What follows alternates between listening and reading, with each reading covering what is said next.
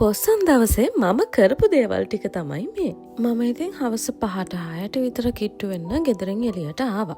දකින හැමතැනම ලස්සනට සරසලා තිබ්බා. ඒ වගේම පෝලිං ගොඩයි. මට මුලින්ම හම්බුනේ සීනි සම්බෝල පාන් දන්සලක්. ඒකිනුත් ඉතින් මම පොඩ්ඩක් කෑවා. ඔන්න ඊට පස්සේ හම්බුණා මඤ්ඤොක්ක තඹපු දන්සලක්. ඒකට නම් මං ගොඩක් ආස වුණා. ඒක ළඟින් යද්දී දන්සල් 2-3ක්ම හම්බුණා. අයිස්ක්‍රීම්, සව් දන්සලක්, මඤ්ඤොක්ක දන්සල ඒ ඔක්කොම එකම ළඟ තිබ්බේ. ඉතින් ඒව වලිනුත් ටික කාලා හිමීට මම මේ යන්නේ කිඹුලාවල පොසොන් කලාපය බලන්න. හැබැයි ඉතින් එතන ගොඩාක් සෙනග හිටිය ඒ වෙලාවේ. ඉතින් ඒක නිසා මම බැහැලා බැලුවේ නැහැ. මම මේ විදියට යන ගමන් තමයි බැලුවේ.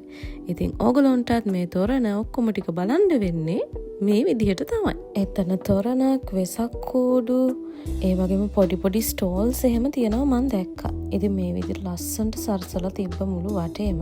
ඒ අතරමැද්දේ තව සීනි සම්බෝල පාන් දන්සලකුත් හම්බුණා. බලන්න මෙතන හරිම ලස්සනයි නේද? මම නම් මාර ආසයි මේ වගේ බල්බ් දාලා තියෙද්දි. එහෙනම් අදට මං ගිහින් එන්නම්. බයි.